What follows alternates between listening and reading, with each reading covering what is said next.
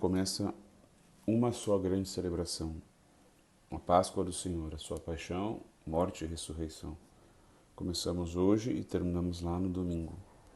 Hoje é a preparação, a última ceia, a primeira Eucaristia. Hoje o último testamento do Senhor. Amanhã a sua paixão, o Senhor que é morto no nosso lugar. Sábado a ressurreição. Eis aí a nossa salvação. A gente ouviu na primeira leitura a Páscoa dos judeus, né? O dia em que Deus passou pelo Egito e passou as portas marcadas com o sangue do Cordeiro, que lógico já é figura do sangue de Cristo, o Cordeiro de Deus que tira o pecado do mundo. Agora a gente está vivendo a Páscoa dos cristãos, a passagem de Jesus desse mundo para o Pai. Mas não é só a Páscoa de Jesus que a gente celebra, né? Mas também a nossa passagem do não existir ao existir quando Deus nos criou, do pecado para a graça quando fomos batizados e quando nos confessamos, e um dia a última passagem dessa vida para a vida eterna. E tudo isso porque o Senhor amou os seus e amou-os até o fim. Outra tradição diz assim: levou o seu amor por eles até ao extremo. Porque Jesus não só amou os seus até o último momento da sua vida na terra, mas porque não podia nos amar mais, nos amou até a loucura extrema da cruz e da Eucaristia. E tudo isso foi por ti. A maneira mais perfeita de agradecer a Deus por isso nos foi ensinado no Salmo, que poderei retribuir ao Senhor Deus por tudo aquilo que Ele fez em meu favor. Elevo o cálice da minha salvação, invocando o nome santo do Senhor. Elevo o cálice da minha salvação. E que cálice é esse? Bom, lógico, é o cálice da Eucaristia, da Santa Missa, que o Padre vai elevar e eleva em toda a missa, com o sangue precioso de Cristo. O cálice da nossa salvação. Portanto, a melhor maneira de agradecer a Deus por ter nos salvado é participando da Santa Missa. E nós somos tão mal agradecidos que às vezes a gente nem quer ir à missa no final de semana. Nem queremos ir à missa algum dia mais de semana. Eleva o cálice da minha salvação. É por isso que a gente chama a missa de Eucaristia, que significa ação de graças. E depois de elevar o cálice da nossa salvação, te agradece o Senhor. Qual outra ação de graças? Fazendo isso em sua memória, vivendo a nossa vida como uma missa, cumprindo as nossas promessas ao Senhor, vivendo os mandamentos, amando como Jesus amou. A liturgia ela não é um teatro. A liturgia nos leva até o lugar.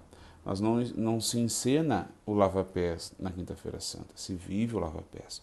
Não se encena a via sacra na Sexta-feira Santa, se vive. Nos próximos 3 dias a liturgia vai fazer isso. Nos dá a oportunidade sacramentalmente de estar lá, os 3 dias. Vai nos levar a esses 3 dias. Não estamos no lugar fisicamente, mas verdadeiramente estamos. Esses são os 3 lugares que a gente verdadeiramente cada vez que celebra a missa, em todas as missas do ano: a ceia, o Calvário e a ressurreição.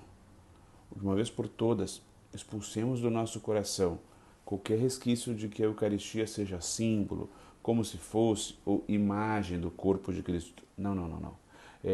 É o corpo de Cristo. Jesus disse: isto é o corpo, o sangue, a alma e a divindade. É Jesus. É Jesus. É Jesus. A Páscoa dos judeus, a ceia, ela era celebrada em família. Jesus celebrou com os seus, celebrou com a gente. Nós somos a família de Jesus. Nós temos um bom pai, uma boa mãe, um bom irmão. Nós temos a melhor família de todas. E hoje ele lava os nossos pés. Lavar os pés de alguém era trabalho dos escravos e era tão humilhante esse trabalho que os escravos hebreus não podiam fazer isso, só um escravo de outro país. Era tão humilhante que Pedro não consegue entender. Mas o que era essa humilhação para um Deus que trocou o céu, a glória, o trono, a coroa, por um estábulo, um coxo, uma coroa de espinhos, escarros, socos, chicotadas, pregos na mão, cruz? Não é fácil para nós fazer o mesmo. E diante de Deus nós somos nada, absolutamente nada. Mas mesmo assim é difícil. Dei-vos o exemplo para que façais a mesma coisa que eu fiz. Atenção, o Senhor nos chama a amar a todos, não só os que a gente já ama, e dar a vida até pelos inimigos. Nós vamos ouvir Ele dizer isso amanhã: Pai, perdoa-lhes, eles não sabem o que fazem. Jesus podia fazer o que Ele quisesse com aquele que ia trair Ele. Olha, tu e eu, tendo os poderes de Deus, provavelmente a gente ridicularizaria Judas. Ou quem sabe a gente ia exterminar Judas da face da terra, transformar ele em pó. Mas Jesus faz o quê? levanta e lava os pés dele.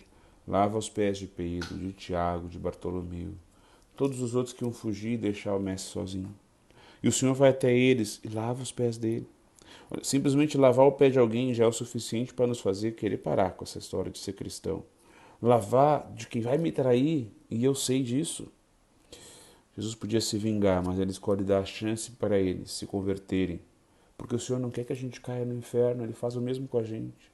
Ele quer que a gente chegue no céu, ele nos dá mais uma chance, e mais uma e mais uma. Que cena tremenda. Senhor, lava o nosso coração, a nossa alma, tudo que nos afasta de Ti. Hoje o bom Senhor também instituiu o sacerdócio. A Eucaristia e o sacerdote são inseparáveis. Quando Deus criou a alma de um padre, criou ela essencialmente para elevar o cálice da nossa salvação. E essencialmente nos sacramentos, na Eucaristia, na confissão.